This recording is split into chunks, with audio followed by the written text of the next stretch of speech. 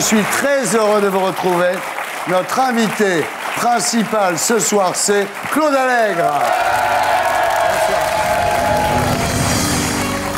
Bonsoir Claude. Alors Claude, tout le monde le sait, vous êtes chercheur, un grand chercheur, et vous nous direz ce soir ce que vous cherchez en ce moment, à part une place de ministre. Vous faites toujours pas partie du gouvernement. Vous en êtes à votre combienième entretien d'embauche, Claude? Ça s'est pas fait, hein? J'ai refusé au début, quand le gouvernement a été formé, j'ai pas voulu être ministre, donc je cours pas à être ministre. Dommage d'avoir dit tout ce mal de Ségolène et puis pas être au gouvernement, quand même. Alors, Claude, vous connaissez l'émission. En P1, nous serons tous les deux. Nous parlerons de vous, de votre carrière scientifique, de votre carrière politique et de votre scepticisme concernant le réchauffement climatique. Votre théorie, c'est que si c'était vrai, on n'aurait pas confié tout ça à Jean-Louis Borloo. Vous nous direz également que pour vous, le vrai problème qui menace l'humanité, c'est Lara Fabian. Non, c'est la surpopulation, pardon. En P2, nous accueillerons deux nouveaux invités pour commenter avec nous l'actualité de la semaine. José Garcia, pour la sortie mercredi prochain de son film Le Mac. C'est l'histoire de jumeaux dont l'un est Mac et l'autre essaie de le devenir. Il joue tellement bien la comédie qu'il a réussi à pas se ressembler dans les rôles des deux jumeaux. C'est assez incroyable. Toujours en P2, nous recevrons Patrick Balkany, député maire UMP de Levallois-Perret, pour Une autre vérité, la mienne, publié chez Michel Lafon. C'est vraiment un livre où il dit tout, hein. Si un juge tombe dessus, il prend perpète. C'est un livre étonnant. On découvre qu'il n'a pas baisé que les habitants de Levallois-Perret. Bien. Bon, il dit qu'il a couché avec Bardot. En tous les cas, quand il la voit maintenant, il doit être content de ne pas avoir continué, quand même. En P3, après Guillon et le zapping, nous accueillerons notre invité du samedi 20h. Ce soir, Isabelle Carreau, dont le livre témoignage consacré à l'anorexie sort en poche dans la collection J'ai lu. Vous verrez, elle est extrêmement maigre, et je demanderai d'ailleurs au public présent sur le plateau de ne pas souffler, parce qu'elle risque de s'envoler.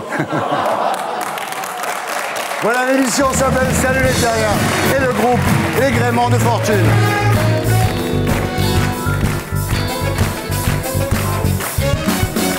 Alors Claude, rebonsoir. Avant de commencer cette interview, je voudrais rappeler que bien qu'ayant été ministre de l'Éducation nationale sous Lionel Jospin, bien qu'ayant été envisagé sérieusement dans le gouvernement Fillon au début, votre vie, c'est pas la politique, c'est la science et le golf.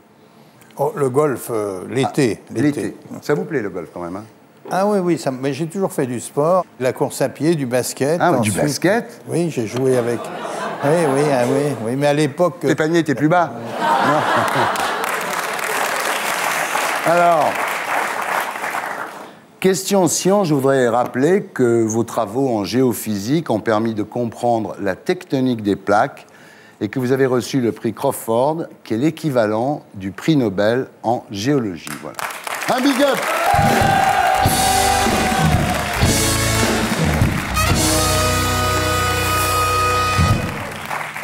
Je dis ça parce qu'en ce moment, vous êtes extrêmement critiqué, Claude, pour vos positions sur le réchauffement climatique, le sommet de Copenhague et l'écologie telle qu'on la pratique aujourd'hui. On vous a même taxé de négationnisme, ce qui est quand même énorme. Pour moi, vous avez un grand mérite, c'est que vous ne pensez pas comme tout le monde. Voilà, ça, je trouve ça formidable. Mais vous le voyez en ce moment, le réchauffement climatique. Oui. Il suffit de sortir. Oui. Vous l'avez, 200 morts à Varsovie. Ouais. Et Washington. Washington, Obama ne peut pas sortir de chez lui, c'est le réchauffement climatique.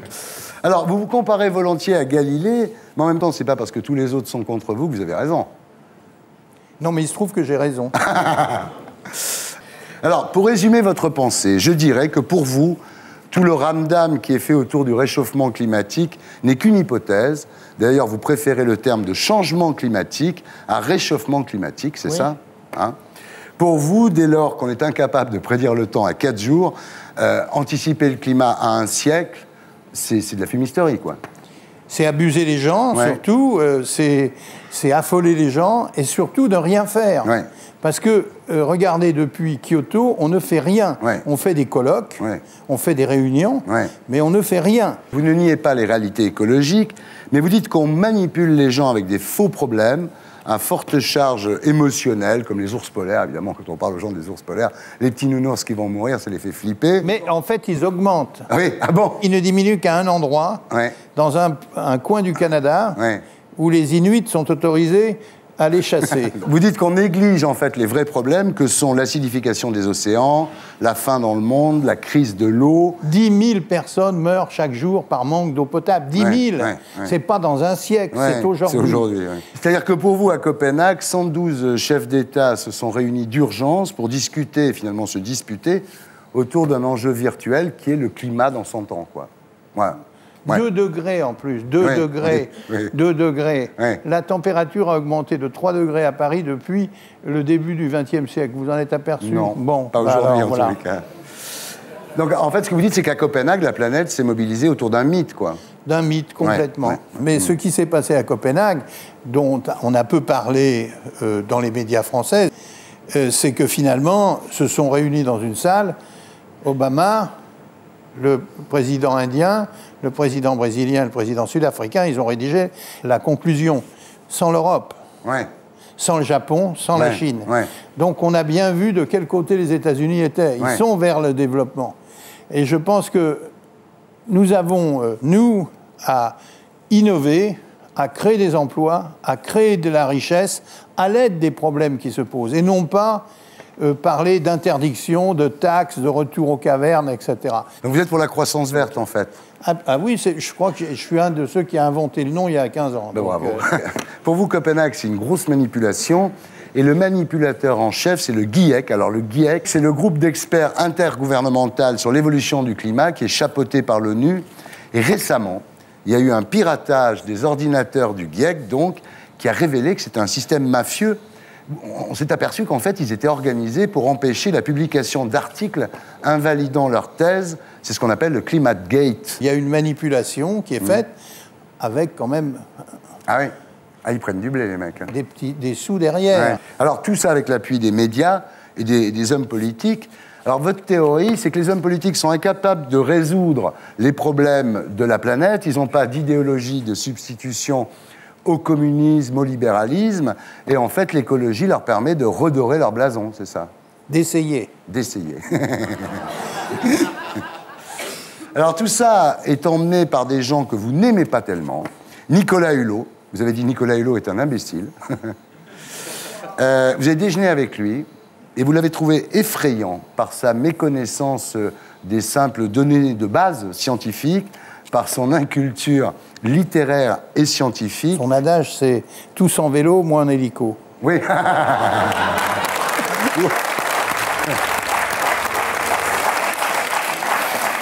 Le Canard enchaîné dit qu'il gagne 30 000 € par mois à TF1, qu'il a 5,6% sur la vente des produits Ushuaïa, plus les royalties sur un 4x4 Renault.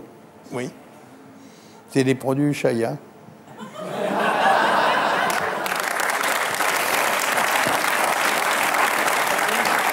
Pourquoi son film a fait un bide, à votre avis?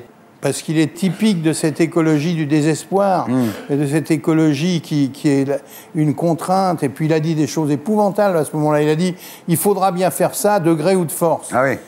Moi, je ne suis pas pour le fascisme écologique.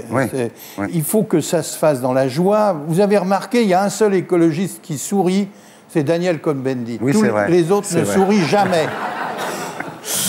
Il y en a un que vous n'aimez pas tellement non plus, c'est Al Gore. Hein. Pour vous, Al Gore, il se fout de la gueule du monde, c'est un truand. Vous dites à la tête d'une gigantesque pompe à fric. Pour 1 heure de conférence, il prend 200 000 €. Oui, mais c'est rien à côté de ce qu'il a fait comme argent. Il y a un business derrière tout ça. Pour vous, tous ces gens-là font ça par cupidité, en fait. Il fait ça à la fois par mysticisme, parce qu'il pense qu'il s'est mis dans l'idée de sauver le monde, et en même temps, il gagne de l'argent. Or, vous savez, aux États-Unis, il y a 2 dieux. Il y a le dieu chrétien et le dieu dollar. Et si les deux coïncident, ça prouve que vous êtes dans le vrai.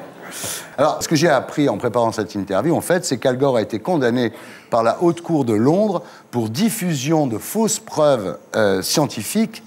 Et son film n'a pu être projeté dans les écoles en Grande-Bretagne qu'avec un avertissement indiquant 9 erreurs, quand même. Hein? Oui. Oui, bah oui, mais c'est connu ça. Hein. Ouais, c'est connu. En France, les médias n'ont pas tellement parlé. Hein. Non, mais les médias, elles pensent qu'elles vont sauver le monde aussi en France. Oui, d'accord. Ouais. Et je pense qu'il faudrait qu'elles songent à se sauver elles-mêmes, surtout les journaux. Oui, c'est vrai, oui. Ah, il est sympa, Claude. Claude, les neiges du Kilimandjaro qui fondent, par exemple, ça, vous pouvez pas dire le contraire, quand même. Non, mais ça a été démontré, y compris par des gens qui appartiennent au GIEC. C'est dû à l'assèchement de l'Afrique. Et l'assèchement de l'Afrique, c'est un phénomène qui dure depuis 1,5 million d'années. Les îles du Pacifique qui vont être submergées? Non, elles ne sont pas submergées. Ah oui. Elles cherchent à avoir des subventions, ce qui est différent.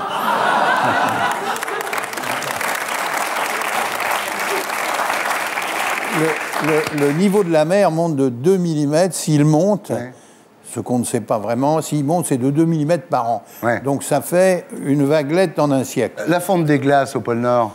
Ah mais c'est vrai, il y a eu un changement climatique. Est-ce que ça va faire monter l'eau et New York va être comme dans le film là? Non, d'abord. C'est un principe de physique simple.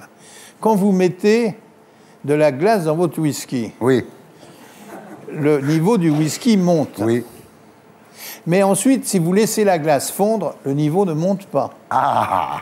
Parce que la glace flotte, parce qu'elle a une densité inférieure à l'eau. Et donc, par conséquent, si la banquise arctique fond, ça ne fera pas monter le niveau de la mer d'1 centimètre. Eh ben voilà, c'est pas compliqué. Donc pour vous, on va pas dans le mur, quoi. Pour moi, je pense que ce n'est pas la priorité. Je pense par contre qu'il faut économiser l'énergie. Par conséquent, il faut développer la voiture électrique, il faut développer le nucléaire de 4e génération, il faut calfeutrer les maisons, il faut développer la géothermie, il faut développer tout ça. Et aujourd'hui, qui réagit le mieux, qui développe le mieux ces nouvelles technologies? La Chine. Donc la question, c'est de savoir si nos petits-enfants ne seront pas finalement serveurs de restaurants chinois à Shanghai. Et nous accueillons José Garcia et Patrick Balkany. Alors, José Garcia, bonsoir. Bonsoir. D'abord, vous qui avez commencé comme chauffeur de salle à nulle part ailleurs, est-ce que vous pourriez réveiller un peu ce public de merde?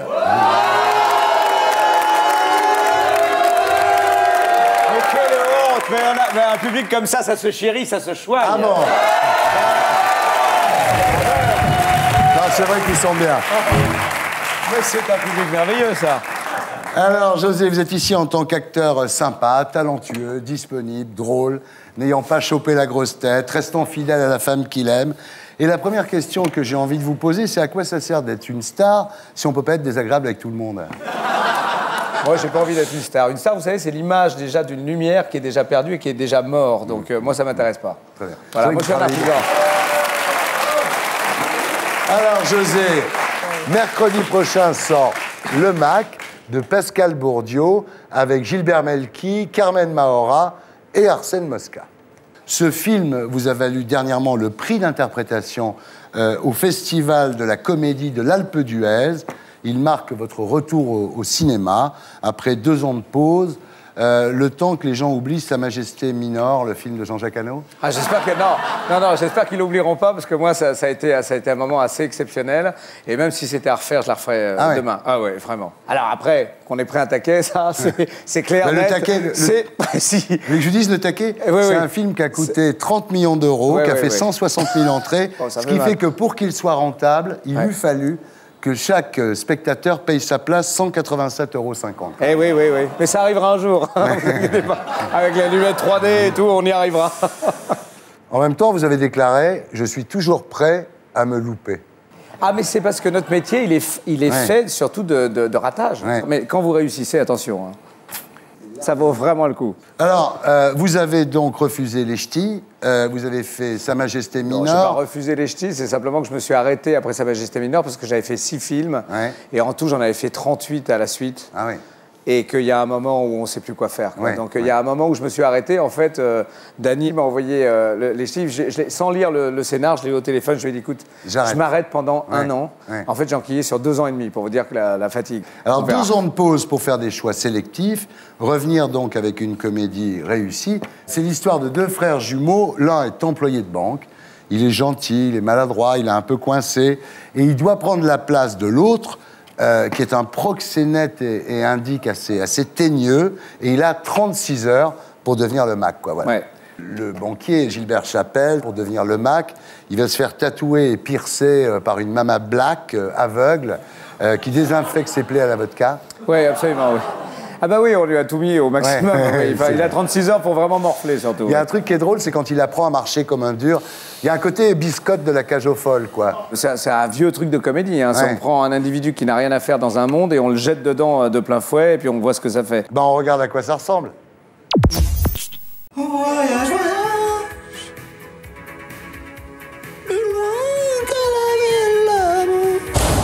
Tu savais que t'avais un frère jumeau? Un jumeau? Son boss prépare un coup avec un Colombien. Alors tu remplaces ton frère le temps qu'on récupère les infos, elle t'aurait joué. Eh mais, mon frère, il fait quoi dans la vie? Je t'explique. Ça, c'est la claque à Mac. Alors, comment je m'appelle? Je sais pas. Booba? Mais non, mais j'en sais rien, je sais pas, attendez. Ça, c'est toutes les infos sur tes putes, les endroits que tu fréquentes, ton boss. Apprends tout ça par cœur. Monte les genoux. Baston du regard. T'as vu comment je t'ai eu, là? Aïe! Sur là! Baston du regard. Je suis le boss, moi. On va au bout. J'y vais. Ace, tu sais, je me suis inquiété pour toi. Samy, Marco, qu'est-ce que vous faites? Un classique. Mais attendez... Allez, vas-y, à toi l'honneur. Non, c'est gentil, je vais rester debout. Mais t'es défoncé ou quoi? T'as du cran. Aussi pour te foutre de ma gueule. Mais j'ai à peine remplacé mon frangin que je dois déjà tuer un type qui n'existe pas et mourir si j'y arrive pas. Allez, tout le monde chante.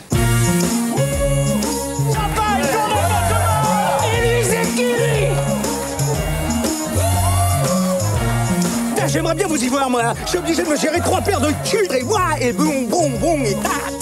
Hijo de puta! Maman? Bon boulot, Ace. Tu viens de gagner ton ticket d'entrée dans mon deal avec le Condor. Le Condor, le Colombien? Pourquoi, le Condor, tu trouves que ça fait russe? Toi, tu vas pas commencer à foutre le bordel, hein? Parce que sinon, là, je te trappe le tourteau, là. Ah, putain! Si jamais ça s'infecte, hein. Putain, je te charviens! J'ai mal! Ta gueule!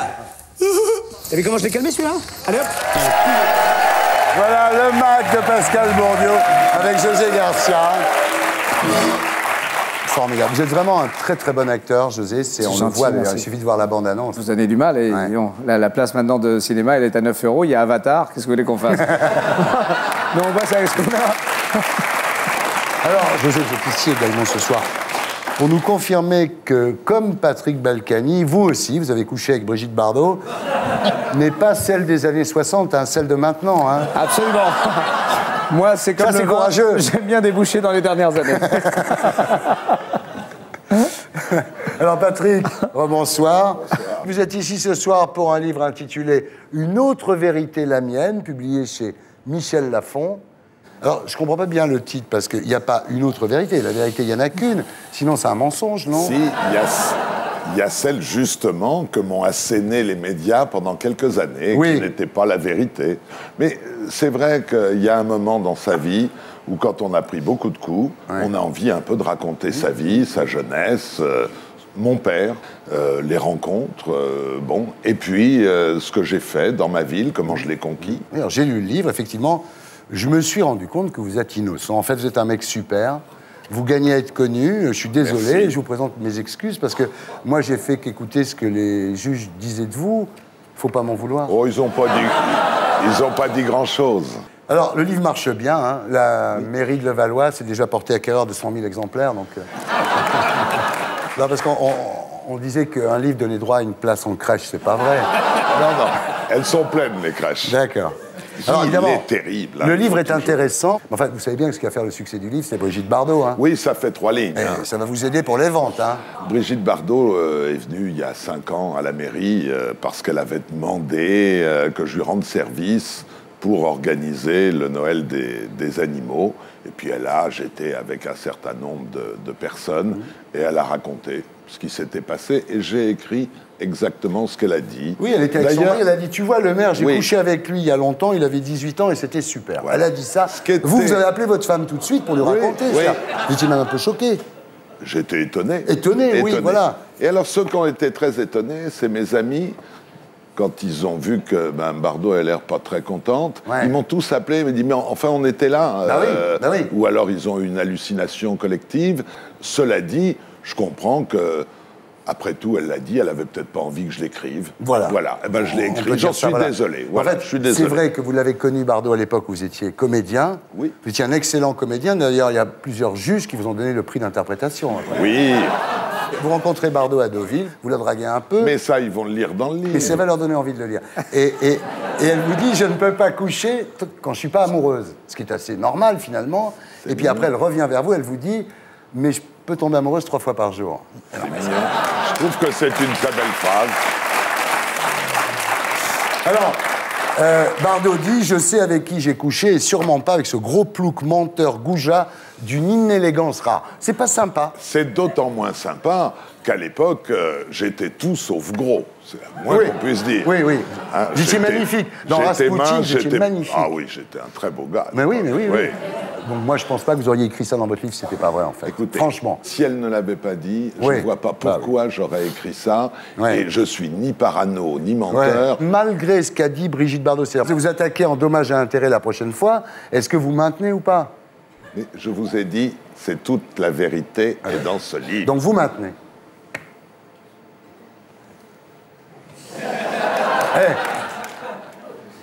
Alors, je vois Claude Allègre là, qui se demande si scientifiquement, c'est possible que Balkany se soit tapé Bardot. C'est vrai, là. T'es jamais tapé Bardot, toi?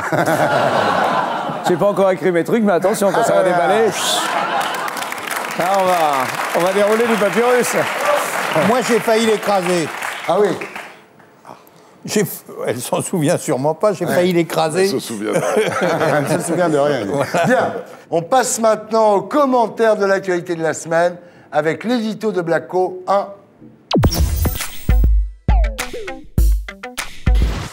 Une agression comme au collège de Vitry, c'est un bon fait divers pour les médias, un bon moyen de pression pour les syndicats et ça permet aux politiques de dénoncer l'insécurité. Il faut sécuriser, il faut clôturer, il faut mettre des caméras de vidéoprotection.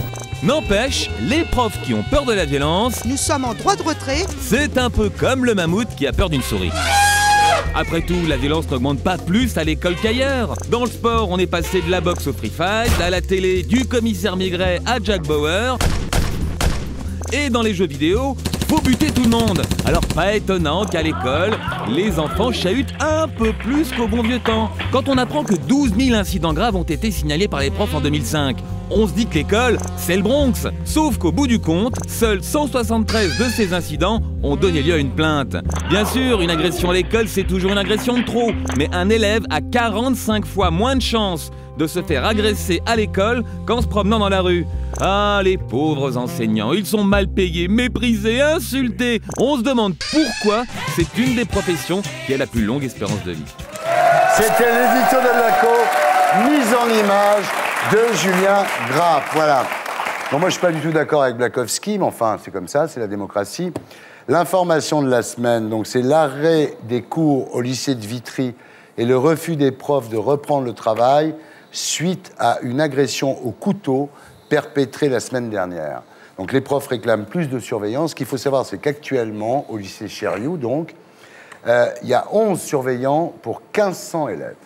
Alors Luc Châtel a ordonné aux profs de reprendre le travail, sinon ils ne seront pas payés et ça sera considéré comme des jours de grève. En même temps, qui obéirait à Luc Châtel? Il y a quand même un fait qu'il faudrait noter. Il y a d'un côté, on parle des profs, des surveillants, très bien, mais la sécurité des bâtiments. Moi, quand j'ai mis des caméras, tout le monde m'a critiqué. C'est vrai. Aujourd'hui, tout le monde réclame des caméras. y compris les gens de gauche qui étaient les premiers à crier quand je mettais des caméras. Vous avez mis des caméras à l'époque, les gens à Levallois-Perret, ils sortaient maquillés tellement il y avait de caméras. Voilà, comme sur le plateau de télé. Bon, non mais... On est obligé aujourd'hui de prendre un certain nombre de précautions. Des clôtures autour d'un lycée, c'est normal. On ne doit pas rentrer et sortir d'un lycée comme dans un moulin. Et qu'on mette des caméras dehors et même à l'intérieur, c'est pas quelque chose de dramatique de mettre des caméras dans les couloirs. Et puis s'ils se tapent, on saura qui a foutu le boxon. Très bien. Alors vous, ce qu'il faut dire, c'est que Claude Allègre, mesdames et messieurs, a été ministre de l'Éducation nationale. Oui. C'était l'époque où il voulait dégraisser le mammouth. Sauf que le mammouth a peut-être été un peu trop dégraissé, non ? Non. Et le mammouth, c'était pas du tout l'Éducation nationale, c'était l'administration centrale de l'Éducation. Et il a été dégraissé. Là, je suis obligé de dire une chose, c'est que j'avais fait des aides-éducateurs et il y avait un paquet de jeunes qui étaient des aides-éducateurs dans les établissements. Il y a eu une décision vraiment malheureuse du gouvernement Raffarin de supprimer les aides-éducateurs. Donc on a enlevé une présence de jeunes qui étaient un intermédiaire avec les tampons. D'un autre côté, moi j'avais dit à l'époque que s'il y avait des incidents graves, la police devait pouvoir rentrer dans les établissements. Et là, les profs, à l'époque, ils avaient dit c'est scandaleux, il ne faut pas faire ça. Ouais. Les Français, 80% avaient approuvé ce que je disais. Je pense que lorsqu'il y a des attaques avec des revolvers, parce qu'il y a des revolvers qui rentrent dans les écoles, avec des couteaux, je pense que c'est le travail de la police, c'est pas le travail des enseignants, et même pas des surveillants. Clairement. José, vous avez des enfants. Vous avez peur quand ils vont à l'école ? Écoutez, non, moi je suis content de payer mes impôts quand je sais que les hôpitaux, l'enseignement et les paysans peuvent en profiter. Voilà. Ouais. Donc voilà, moi je trouve que tous les moyens, on doit les mettre là-dedans, aussi pour la police, mais je trouve que l'éducation, c'est ce qui va faire les individus de demain. Ouais. Et je trouve que tous les moyens qu'on doit mettre en œuvre, c'est surtout pour que quand les enfants sont tout petits et qu'ils grandissent, ça devienne des individus et non pas des gens qui sont contre la société ou qui se tuent. Alors, ce qui est terrible, c'est que là, on dit, bon, ça manque peut-être de police, c'est ce que vous dites. Mais à contrario, on a vu cette semaine une jeune fille de 14 ans qui a été mise en garde à vue toute une journée. C'est quand même incroyable, quoi. À 14 ans, la garde à vue, c'est pas fait pour ça. On met pas des menottes à une gamine de 14 ans qui s'est battue dans la rue, enfin, en même temps. Je trouve que c'est beaucoup trop et je trouve qu'il faut mettre de l'ordre dans cette affaire-là. Mais moi, je voudrais vous dire une chose. On règle les problèmes chaque fois qu'il y a un dérapage. Ouais. Et alors, du coup, on en fait... On fait une loi, en général. Un truc général. Et on fait une loi. Alors, il faudrait savoir que dans la civilisation dans laquelle nous allons vivre, la panne, l'accident, le dérapage, ça sera une banalité. Bien. Eh bien, très bien. On continue notre commentaire de l'actualité de la semaine avec l'édito de Blacko 2.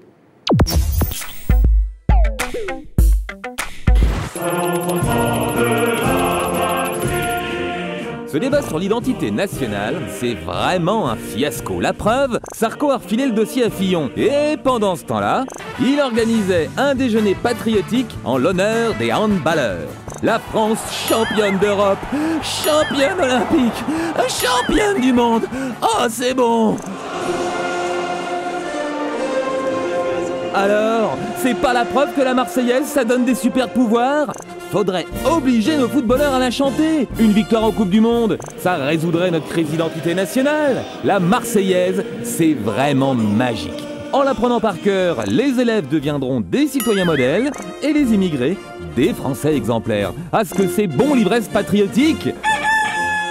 Espérons simplement que les parents du futur Zidane ou du futur Karabatic ne seront pas refoulés à la frontière parce qu'ils ne savent pas chanter la Marseillaise. Ça serait moche pour notre identité nationale. Voilà, c'était l'édito de Blacko 2. Alors, le débat sur l'identité nationale est donc clos. Les conclusions sont assez simples. Interdire la burqa, interdire les minarets, interdire la fête de l'Aïd, interdire les barbes. C'est bien, c'est pas orienté. Il n'y a que les Chinois qui sont pas emmerdés, peuvent bouffer du chien dans le 13e, on leur dit rien. Alors, ce débat sur l'identité nationale, c'est une connerie? Non, je pense qu'il était nécessaire. Ah bon? Je pense qu'il était nécessaire. Je pense qu'il faut ouvrir le débat. Ben ce que ça a ouvert, c'est la boîte de Pandore. Et les gens qui ont fait de l'islamophobie pendant 3 mois, quand même. Blacko parlait des stades et de la Marseillaise. Moi, il n'y a rien qui me choque plus que de voir de jeunes Français siffler la Marseillaise. cracher sur le drapeau. Parce que siffler la Marseillaise, c'est cracher sur le drapeau. Et quand je vois de jeunes Français nés ici, de parents étrangers, qui ne se sentent pas français ou qui ne respectent pas la France, ça me choque. Alors s'il y a quelque chose à faire pour qu'ils se sentent plus français, qu'ils se sentent bien dans leur peau, eh ben, il faut le faire et il faut en parler. Vous l'avez vécu comment, ce débat sur l'identité nationale ? Écoutez, moi, je le vis pas, ce débat. Moi, je suis français, j'aime ce pays. On m'a donné de la nationalité quand j'avais 16 ans. Voilà, moi, je me sens français quand je suis en France, anglais quand je suis en Angleterre. Voilà, on est citoyens du monde, on est des individus et voilà, et on a le droit, à mon sens, de vivre où on veut et quand on le veut, à partir du moment où on respecte le pays dans lequel on est, voilà. Pour moi, l'identité française, c'est pas les débats sur lesquels on a parlé, c'est des choses qui sont des valeurs extrêmement importantes et dont certaines sont des mythes. L'égalité des chances, c'est une valeur française, elle n'existe pas vraiment. La sécurité sociale, ça c'est une valeur française. Ouais. L'égalité homme-femme, c'est devenu une valeur. Est-ce qu'elle existe, etc. Et je pense, moi, que défendre l'identité française, c'est contraignant sûrement pour celui qui veut devenir français, mais c'est contraignant encore plus pour le gouvernement, pour faire respecter ce que sont nos valeurs. Liberté, égalité, fraternité. Fraternité, vous trouvez qu'elle existe vraiment dans ce pays ? Bon, alors, il y a peut-être quelque chose à faire. Bien sûr, ce débat a dérivé, bien sûr, il y avait des arrière-pensées, bien sûr. Électoraliste. Mais, à contrario, ceux qui ne pensent pas qu'il y a une identité, pourquoi l'Europe ne marche pas ? Elle marche de moins en moins. Parce qu'il n'y a pas d'identité européenne. Ouais. Eh bien oui. Parce que les identités nationales sont plus fortes que l'identité européenne. Et pourquoi l'URSS a éclaté ? Parce que les identités des divers pays étaient plus fortes que l'identité soviétique. Et donc ça a éclaté. Donc ce problème d'identité, ce n'est pas un problème intellectuellement négligeable. C'est un problème important. Il est bon à l'œuvre. Bravo. Bravo. Et nous accueillons notre invitée du samedi 20h ce soir, Isabelle Carrot. Bonsoir. Mais avant, je voudrais dire que la semaine dernière, nous recevions ici les victimes du crash du Concorde à Gonesse. Et j'ai dit, d'après Jean-Marie Bigard, aucun avion ne s'est écrasé à Gonesse. Jean-Marie Bigard me demande de préciser que c'était une vanne. Voilà. Isabelle Carrot, bonsoir. J'ai lu, republie ce mois-ci votre livre témoignage consacré à l'anorexie, la petite fille qui ne voulait pas grossir. On vous écoutera à 20h. En attendant, j'accueille Stéphane Guillon.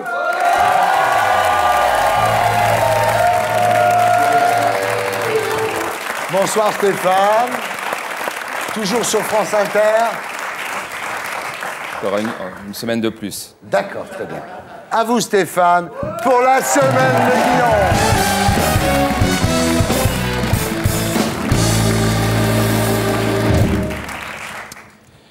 Brigitte Bardot dément avoir couché avec, je cite, ce gros plouc menteur de Balkany. Alors, nous savons aujourd'hui ce qu'il s'est réellement passé.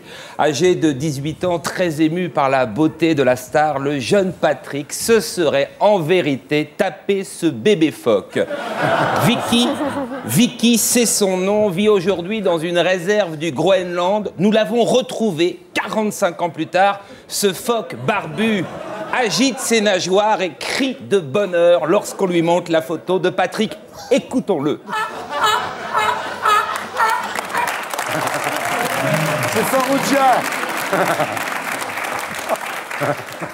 Le 17 février prochain, sortie officielle du film Le Mac avec José Garcia. Alors je suis désolé, José, mais ce n'est qu'un remake.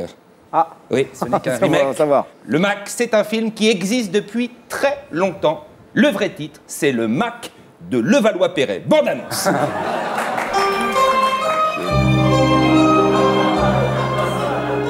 Le Mac. Le Mac. Depuis près de 30 ans, il règne sans partage sur son fief de Levallois-Perret. La ville la plus endettée de France. 30 000 € par foyer fiscal. Le Mac est sans scrupules. Condamné à plusieurs reprises, notamment pour avoir fait faire son ménage par des employés municipaux, Le MAC s'exile à Saint-Martin, puis revient en force en 2001. Aujourd'hui, d'après certaines sources, le MAC serait le nouveau monsieur Afrique de l'Élysée. Déplacement secret, copinage et affairisme avec les pires crapules du moment. Il soutient même Moussa Dadis Camara. Un homme qui en septembre a massacré, violé, torturé 150 de ses compatriotes. Camara, qualifié par le MAC de pittoresque et sympathique. Le MAC, l'histoire d'un mythomane qui raconte partout s'être tapé les plus grandes stars de la planète. Le MAC, sorti aujourd'hui en DVD, version Blu-ray et collector.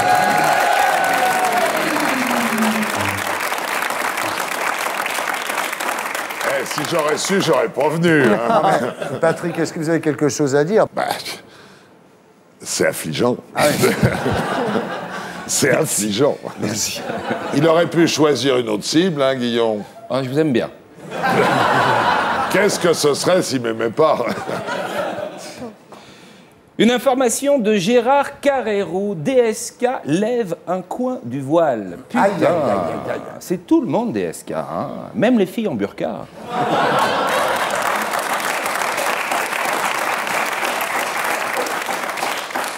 À Strasbourg, Rachida Dati s'emmerde tellement qu'elle s'appelle elle-même. C'est terrible.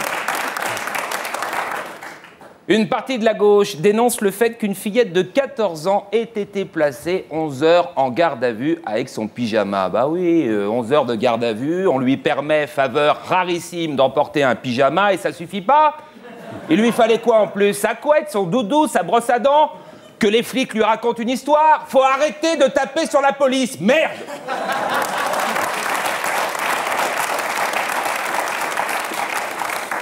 La banque HSBC vient d'installer des distributeurs de billets pour nains placés à 45 cm du sol. Ah! Faut que Mimi Mati mette des gants. À cette hauteur, à tous les coups, les chiens vont pisser sur les touches.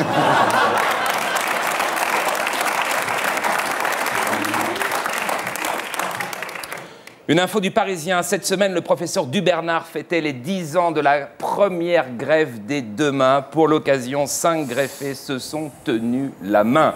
Dans le même article, le professeur annonce des progrès fulgurants dans la greffe du pénis. On attend avec impatience une photo similaire.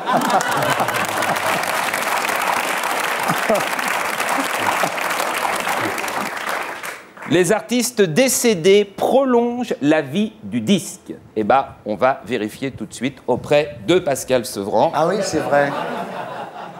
Pascal, est-ce que tu as vendu plus de disques? Pas un seul? Merci Pascal, merci. C'est vraiment des conneries, il faut arrêter.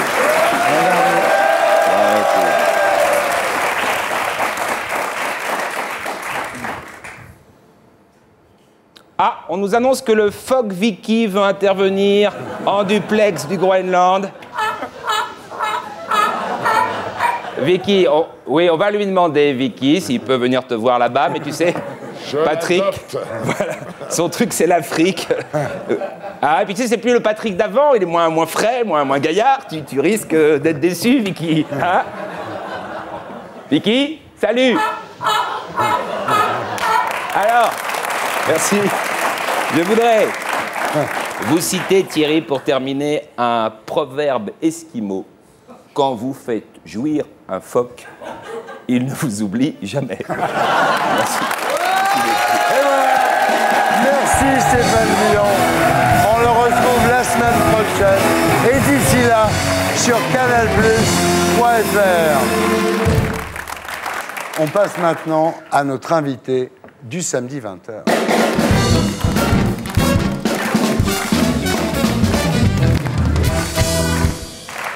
Isabelle Carreau, rebonsoir. Aujourd'hui, vous êtes comédienne. Vous avez joué un petit rôle dans le dernier film de Luc Besson. Et vous avez monté une association de théâtre qui s'appelle Horizon Théâtre. Voilà. Donc vous allez mieux? Oui, bah oui, c'est ce qu'on peut, ça va beaucoup dire mieux. En tout cas.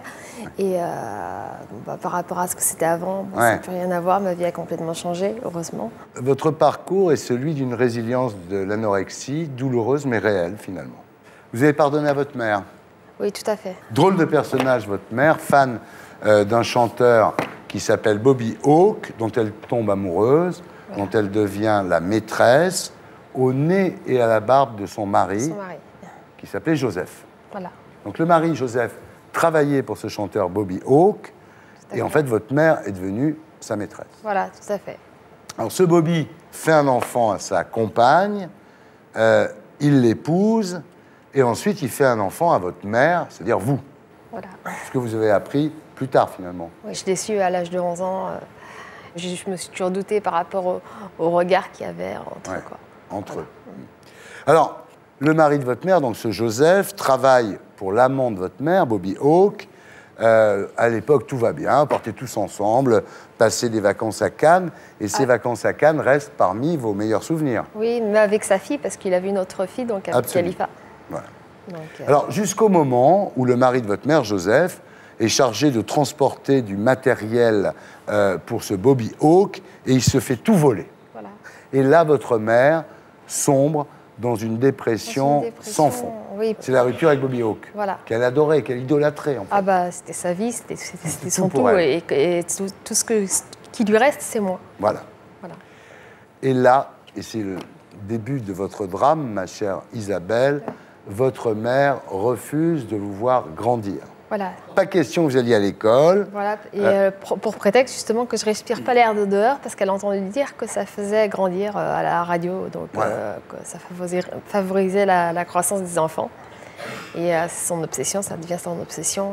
Elle veut vous garder petite. Elle vous met des vêtements taille 4 ans alors que vous avez déjà 6-7 ans. Quoi. Voilà, je suis obligée de porter des toutes petites chaussures alors que... en souffrir, quoi. Ouais. Là, pour obliger votre mère à vous laisser sortir, vous commencez à refuser de manger. Vous vous dites, à un moment, il faudra bien que j'aille voir un toubib, j'aille à l'hôpital, c'est comme ça que je vais me sortir de là. Vous restez 8 jours sans manger, alors que vous êtes toute petite, vous avez quel âge? J'avais 7 ans. 7 ans. Et là, vous êtes hospitalisé, mais votre mère arrive dans cet hôpital et joue la mère parfaite, quoi. Donc, finalement, les médecins... se rendent compte de rien. Personne ne se rend compte de rien à aucun moment. Et vous dites là que vous vous retrouvez comme un hamster en cage, quoi. Voilà. Vous êtes enfermé tout à fait, par votre mère. Je ne peux pas sortir, en fait. Elle ne veut absolument pas que je sorte. Alors voilà, à 8 ans, vous êtes devenue trop grande pour plaire à votre mère. Et vous culpabilisez, vous aimeriez redevenir un bébé parce que votre ambition à vous, c'est de plaire à votre mère. Ah oui, c'est la seule personne que j'ai au monde et je veux tellement pas la faire souffrir. Je sens qu'elle est tellement seule et qu'elle non plus ne sort pas, quoi. Alors vous êtes prisonnière chez vous. J'ai pas du tout de contact, je suis seule. Et ça, je dessinais même à un moment des personnages en papier pour me faire des amis. Vous inventez un autre personnage qui s'appelle Rebecca. Vous faites des espèces de mini-fugues, mais vous revenez toujours. Évidemment, vous êtes extrêmement inquiète. Mais j'ai tellement peur de... Je tente, mais je n'ose pas aller jusqu'au bout. Alors vous vous sentez comme une géante par rapport à votre mère, pataude, lourde. Et dans votre tête, il est inscrit qu'il n'y a rien de pire qu'être gros. L'essentiel, c'est de ne pas ressembler à votre tante Jacotte, qui, elle, est grosse. Oui, ma mère me parle toujours de justement qu'elle mange trop de chocolat, qu'elle mange trop, qu'elle devrait faire attention. Et là, vous devenez vraiment anorexique. C'est-à-dire que vous privilégiez les aliments pauvres en calories, vous réduisez les portions. Pour Noël, vous demandez une balance. Là, la machine infernale est lancée. Vous ne vous mettez pratiquement plus à table et lorsque vous mangez, vous recrachez la nourriture et surtout, vous vous lavez les dents très soigneusement pour éliminer toute trace de nourriture, toute calorie superflue. Ah oui, tout à fait. C'était l'enfer, quoi. L'enfer. Et je rinçais ça au coca et enfin, oui, Coca Light. Oui, pour pas grossir. Oui, tout à fait. Alors évidemment, ça vous rend malade, mais vous n'arrivez plus à faire marche arrière, là. Vous êtes parti dans l'anorexie. Une fois qu'on a restreint son estomac, on ne peut plus revenir en arrière. Même quand on veut, on ne peut plus. Ma mère ne veut surtout pas entendre parler de psy ni rien, parce que, bon, bien sûr, forcément, on pourrait remettre en cause la mère. Et elle me propose de faire du sport. Donc, elle me fait faire de la danse, du patinage artistique. Quand vous sortez enfin pour aller à la patinoire, vous rencontrez des jeunes filles qui vous apprennent à vous faire vomir. Ah oui, malheureusement. C'est vrai que c'est un fléau. Il y a beaucoup de personnes, et surtout dans le milieu de la danse ou dans le patinage, dans le sport, il y a beaucoup de personnes. Font attention. Alors, quand vous avez vos premières règles, vos seins commencent un peu à gonfler, et vous les aplatissez avec un maillot de bain. Pour retrouver votre corps d'enfant. Oui, parce que je ne pouvais pas supporter de voir le changement. Ouais. Donc, je fais tout pour gommer les traces de la femme que je veux devenir. Ouais. Alors, vous écrivez dans votre livre, qui est bouleversant, qui est bien écrit d'ailleurs, vous écrivez « Maintenant, je trouve plus de plaisir à ne pas manger qu'à manger ». C'est la définition de l'anorexie. Hein. Oui, tout à fait. Ouais. On ne peut pas dire mieux. Vous perdez vos cheveux, ouais. Et à certains endroits sur votre crâne, on voit la peau du crâne, quoi. Oui, tout à fait.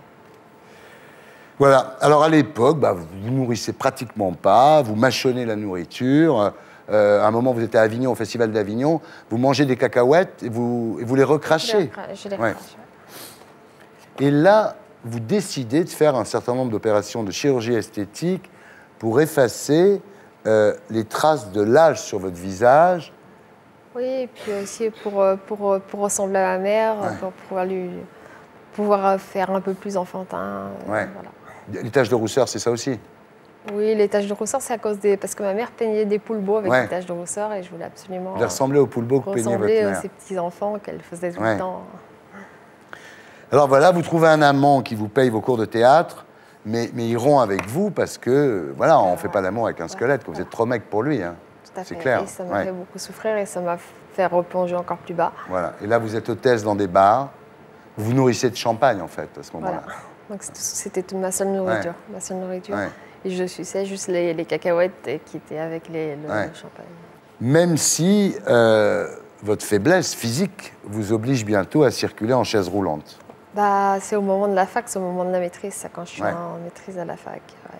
Et même pour aller à la douche, j'étais obligée de C'était vraiment l'enfer, c'est ce qui s'appelle l'enfer, parce que j'étais obligée de me traîner de mon lit à la douche et prendre les cours l'après-midi, parce que le matin, je ne pouvais pas me lever, j'étais épuisée, j'avais les oreilles qui bourdonnaient. C'est vraiment un enfer dont on ne peut pas s'imaginer, quoi. On ne peut pas se rendre compte de ce que c'est. Et même quand on veut revenir en arrière, j'étais obligée de tenir pour le théâtre, parce que je faisais du théâtre à côté, et j'étais obligée de... J'avais cette envie d'avancer, en plus cette envie de vivre. C'est ce qui est le plus extraordinaire dans votre bouquin, c'est que malgré tout, vous faites du théâtre, vous vous battez et tout. Ça, c'est souvent le problème chez les personnes qui souffrent d'anorexie. C'est vraiment souvent des personnes qui ont qui font beaucoup de choses, qui font des choses intensément, que ce soit du sport. C'est fou ce que vous avez fait malgré ça. Je trouve que c'est vraiment extraordinaire. Je ne sais pas comment j'ai réussi à le faire, parce que franchement, quand je réfléchis dans l'état où j'étais, quand je suis arrivée à 25 kilos, j'étais... 25 kilos pour une taille de combien? Pour 1m65. J'ai failli mourir. Ah ouais. Vraiment, j'ai failli mourir. Et là, maintenant, je suis quand même à 42 kilos. 40 kilos, bravo. 42. Ah, bien. Et vous en êtes sorti comment, finalement? Ce qui m'a sorti de ça, c'était un grave coma. Un grave coma que là, j'ai vu le tunnel de la mort, il existe. La lumière blanche, on peut la voir, on voit toute sa vie défiler. C'est quelque chose d'affreux. Et là, on se dit tout ce qu'on aurait pu faire, tous les rôles qu'on aurait pu jouer, toute cette vie qui était qu'on avait devant soi. Parce que la vie, c'est comme un trésor. Et de la voir partir comme ça, petit à petit, et de se voir s'enfoncer vers la mort, si jeune, là, on réagit. Et je suis restée 4 jours dans le coma. Et au bout de ces 4 jours, je suis sortie avec une seule envie, vivre.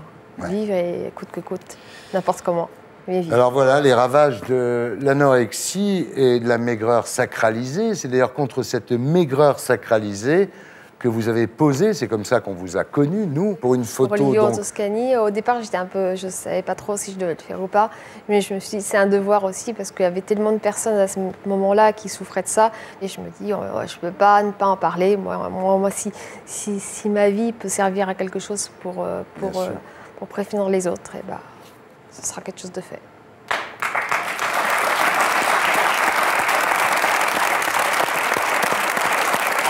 Vous êtes bien, là, ça va? Bah, ça va, à part que je veux du travail, je veux travailler, c'est tout. Ouais. Puis bon, l'association, je suis contente. C'est une association en fait qui a pour but justement de former des comédiens, mais aussi de monter des spectacles aussi, et surtout de donner la possibilité à des personnes qui sont mal dans leur peau ou qui sont en réinsertion, ou qui ont eu des souffrances, de pouvoir s'exprimer et de se découvrir à travers le théâtre, de se sentir mieux. Horizon Théâtre. Horizon C'est votre Théâtre. association. Voilà, c'est ça. Ouais. Vous êtes très courageuse en tous les cas. Merci.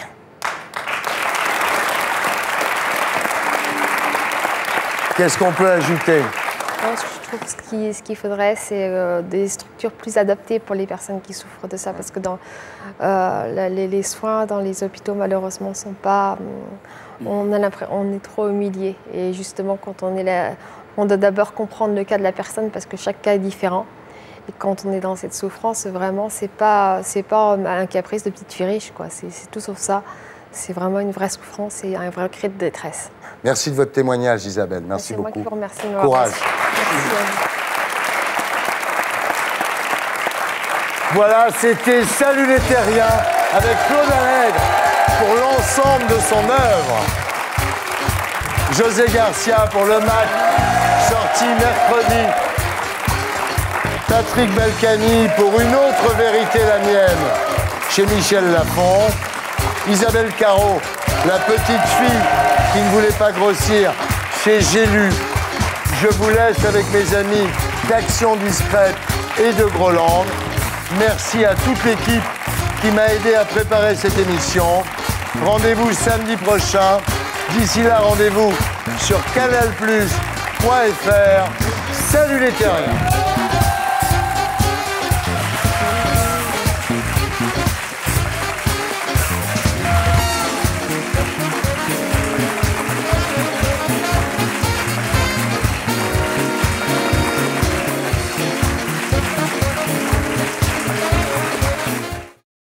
Et pour être sûr de ne rien rater de Inarditube, abonnez-vous et mettez un pouce bleu.